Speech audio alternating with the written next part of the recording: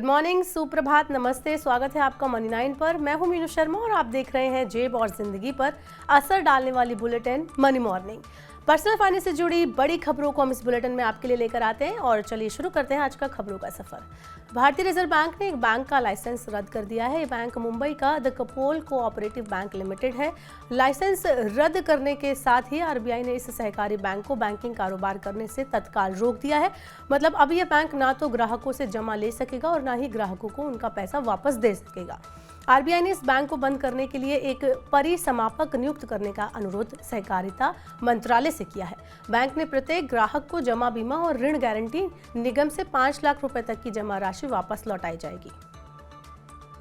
अब आपको health insurance, life insurance और ऑटो इंश्योरेंस पॉलिसी अलग अलग खरीदने की जरूरत नहीं पड़ेगी। बीमा कंपनियां जल्द ही all in one insurance policy मुहैया कराएंगी। ये सुविधा बीमा विस्तार योजना के तहत उपलब्ध कराई जाएगी। बीमा नियामक IRDAI यानी इरडा इस योजना को अंतिम रूप देने में जुटा है। साल 2047 तक सबको बीमा उपलब्ध कराने का लक्ष्य हासिल करने में बीमा विस्तार एक महत्वपूर्ण भूमिका निभाएगा। अब हर बैंक को अपने ग्राहकों की शिकायतों को गंभीरता से लेना होगा, क्योंकि आरबीआई ने बैंकों से कहा है कि वे ग्राहकों की शिकायतों को यानी कंप्लेंट्स को सवालों की यानी क्वेरीज की श्रेणी में न डालें। अभी तक बैंक ग्राहकों की शिकायतों को सवाल के रूप में वर्गीकृत करके उनको समाधान से बचते थे, लेकिन अब आरबीआई ने ऐसा ना करने को कहा है।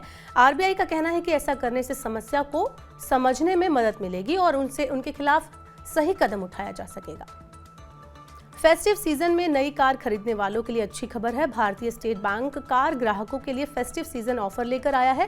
इसके तहत कार लोन पर प्रोसेसिंग फीस पूरी तरह से माफ होगी। फ्लेक्सी पे ऑप्शन के तहत ग्राहकों को बैंक 2 ऑप्शन भी दे रहा है। इसमें 36 महीने के लोन पर पहले 6 महीने की EMI नियमित EMI का 50% होगी।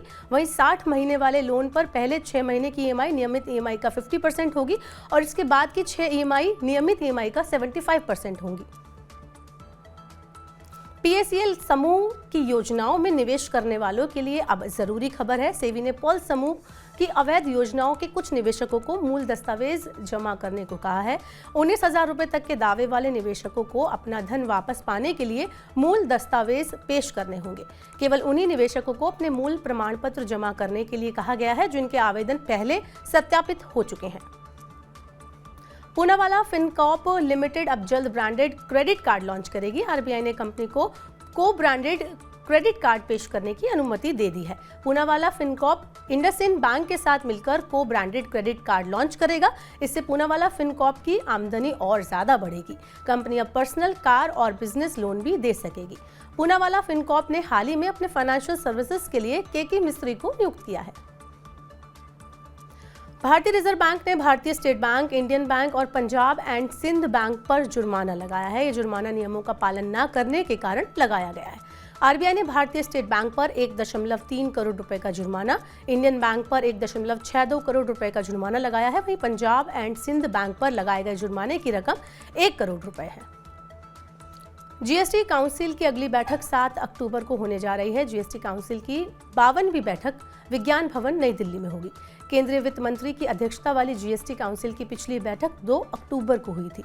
इस बैठक में कसिनो, घुड़दौड़ और ऑनलाइन गेमिंग पर टैक्स लगाने में स्पष्टता के लिए जीएसटी कानून में संशोधन को मंजूरी दी गई थी। पिछली बैठक में कसिनो, घुड़दौड़ और ऑनलाइन गेमिंग पर दाव में के कुल अंकित मूल्य पर 28% जीएसटी लगाने का फैसला लिया गया था। चालू वित्त वर्ष की दूसरी छमाही में फ्रेशर्स के लिए नौकरियों के बेहतर अवसर पैदा होंगे। टीम लीज के अनुसार यात्रा, ट्रैवल और होटल इंडस्ट्री में फ्रेशर्स के लिए मांग 15% बढ़ने का अनुमान है। पहली छमाही में ये मांग 10% थी। इस सेक्टर में 5 ऐसी भूमिकाएं हैं जहां नए लोगों को नौकरी मिलने की संभावना सबसे ज्यादा है।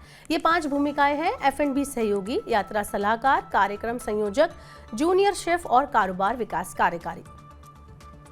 गरीब वर्ग के लोगों को घर उपलब्ध कराने के लिए छत्तीसगढ़ सरकार ने ग्रामीण आवास न्याय योजना शुरू की है।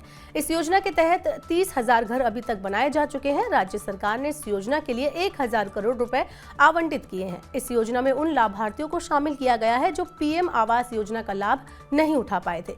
योजना का लाभ उन लोगों को मिलेगा जो ग्रामीण इलाकों में रहते हैं और जिनके पास पक्का मकान नहीं है। अब आखिरी खबर बड़े काम की है। दवा कंपनी सिप्ला हिमाचल प्रदेश में ड्रोन से दवाएं पहुंचाएगी। प्रदेश के अस्पतालों और दवा दुकानों में महत्वपूर्ण दवाएं तुरंत पहुंचाने के लिए ड्रोन आधारित डिलीवरी सेवा शुरू की गई है।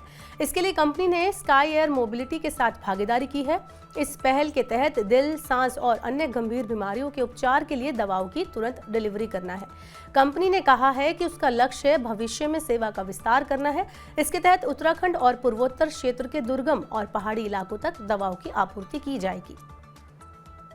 तो आज के मनी मॉर्निंग के बुलेटिन में बस इतना ही। अपने काम की जरूरी खबरें पढ़ने के लिए, देखने के लिए, समझने के लिए सब्सक्राइब करें हमारे यूट्यूब चैनल को। पर्सनल फाइनेंस से जुड़ी खबरों को आप पढ़ना चाहते हैं, समझना चाहते हैं तो हमारी वेबसाइट www.money9.com पर जाएं। यहाँ पर आप 7 भाषाओं में पढ़ सकेंगे पर्सनल फाइनेंस से जुड़ी खबरों को। वहीं खास कार्यक्रम देखने के लिए मनी 9 के ऐप को जरूर डाउनलोड कर लें। बने रहिए मनी 9 के साथ। नमस्कार।